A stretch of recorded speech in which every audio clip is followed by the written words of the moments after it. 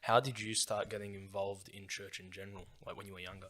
What was the go? So for me, my story goes way back where I guess I started. My parents were in church before I was born, so I guess you can say I was born into the church. Wasn't obviously born a Christian, but I was born into the Faith Baptist Church, and so I was going. I think my mum said after she gave birth to me, like 3 days later, I was at church with her. So I was pretty much there from a very young age, and And that yeah, sounds about grew right, up. knowing your mum. Yeah, my mum's a machine. She would She's have jumped fine. straight back in. Yeah, Yeah. she's old school. She's non-stop. So yeah, she had no problem taking me to all of us. I think she gave birth and we were all in church within a week. So So yeah. you guys start. So you grew up in the church. You grew up in school.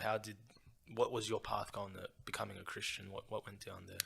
Yeah, so growing up in church and also a Christian school, thank God I got to go to Condor Park Christian School, which I definitely didn't appreciate at the time. But now, as being older and wiser and And putting sending my your kids through kids it, there. yeah, I'm actually on the school board now, and all Wow, Danny so on the school board. I know, never thought I'd be part of that. So That's different. it is different, but yeah, it was, I guess, a very sheltered, very, it was, I had a great Christ-centered upbringing where the Bible was very, paramount in our lives.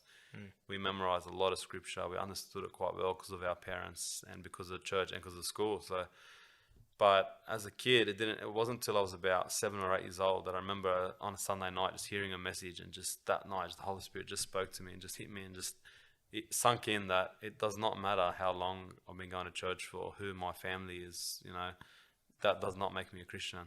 Being a Christian or part of God's family is a decision that where I step out and Christ saves me individually. His death on that cross was for me, and me accepting that gift that He's given, that sacrifice, His precious blood that He shed, so that I could become part of His family and be forgiven of my sins. That night I just knelt down and I prayed to God and asked Him to come and save me and forgive me my sins, and yeah, allow me into His family. And I guess that was getting saved at a young age, and That's awesome. just being able to grow in that.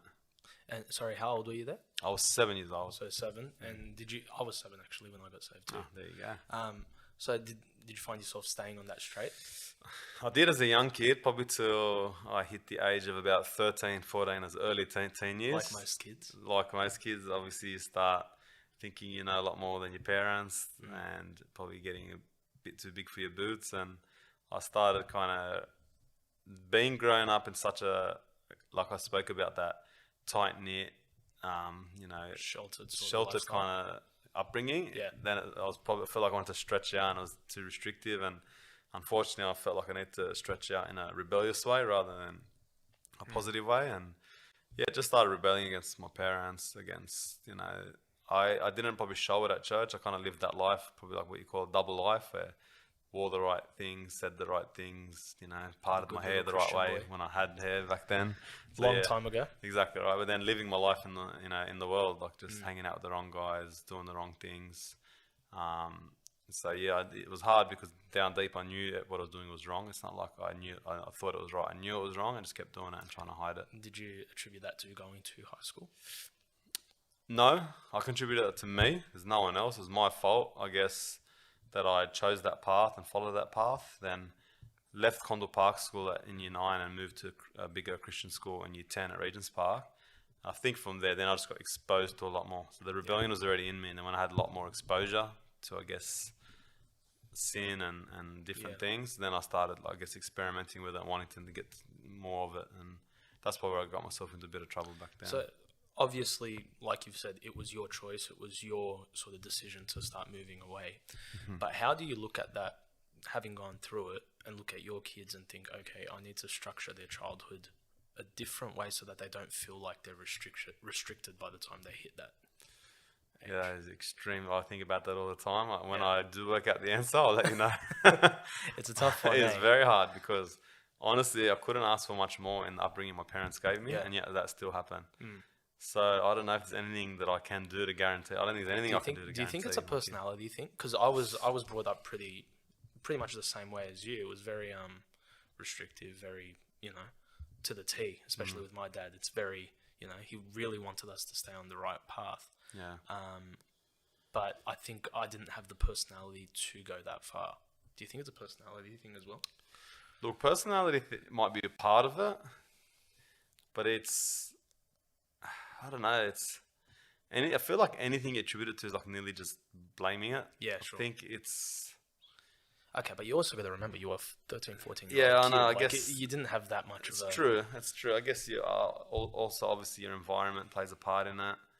Um, they say you are who you hang out with, so the people you are around, can play a little part of it. So I guess just those little things can just build up on you. But you can be in the most sheltered environment in the world, and be around friends who are sheltered too. In between the few of you have that rebellion can build up inside you. So Yeah. It's really about your personal relationship with God, eh? Yeah, I guess so. And like you said, at that young age, it's very hard because it's probably not that strong, and yet 100%. you're starting to get exposed to a lot more at that age. So yeah, it's tough. I don't know. I don't know the answer to make sure my kids. I don't think I can guarantee that my kids don't go through it. No, of course. But I hope I can. But I can just do the best I can to try to, I guess, control the environment around them and point them to Christ and His Word as best I can. I guess that's all we can do. Yeah, that's fair enough. So, okay, high school hits, you go through high school, and then, like you said, year 10, you start going down the construction path, you do that work experience. When you start actually making moves. Okay, Did so you go to year 12? I did, yeah, finished year 12. And thank God, in around 11, year 12, I had good mentors in my life, good Christian mentors at church, particularly David Fagali. And he's the kind of guy that when I was starting to get into big trouble or head down a really bad path, I'd just, as you do, ring Dave Fagali at 2 in the morning and tell him, mate, you got a time to talk, and he never would say no to you. So I'd go down to his place and have a chat with him. And I loved, things you couldn't even talk to your closest friends or parents about, you could just talk to Dave about. And he'd never judge you. Like, I'll tell him things I think this guy's going to lose it, but he just takes it so calmly and doesn't. Just takes it in and didn't judge me. He said, yeah, that's fine. Oh, okay, your friends are taking drugs. You're thinking about it. Yeah, okay, it's up to you. And things like that. Like, you just think, is this really happening? And he really lets you make the decision at the end of the day, eh? He just sort of leads you to it. I guess, obviously weird. God, it's not him and himself. It's obviously God, Yeah. his wisdom and his experience he's given him. But, then just saying like things, the thing that hit me and probably helped me change, that God used to hit my heart and change the way I was going, was Dave saying like, it's up to you. You can keep drinking with your friends. You can take drugs with them. You can do what you want with girls. But just think in 10 years from now, those friends you have around you now, when they're going to be in trouble, they're in the world and they're crumbling and they don't know where to turn. If you keep doing those things or start taking drugs with them now, they're not going to turn to you when they're in a time of need. Whereas if you change and you're the one that's different and you're the one that never touched drugs and you have they see a difference in you, they see Christ in you, they're going to call to you and ask for help, and you're going to be able to. And thank God, you know what? Now that I'm 35, you know what, Dave, he was right. Because it's so true. I made that decision. It's a very good way to look at it. And did you find that actually happened? 100%. Yeah, I made decisions there before God. I made him promises to turn my life around.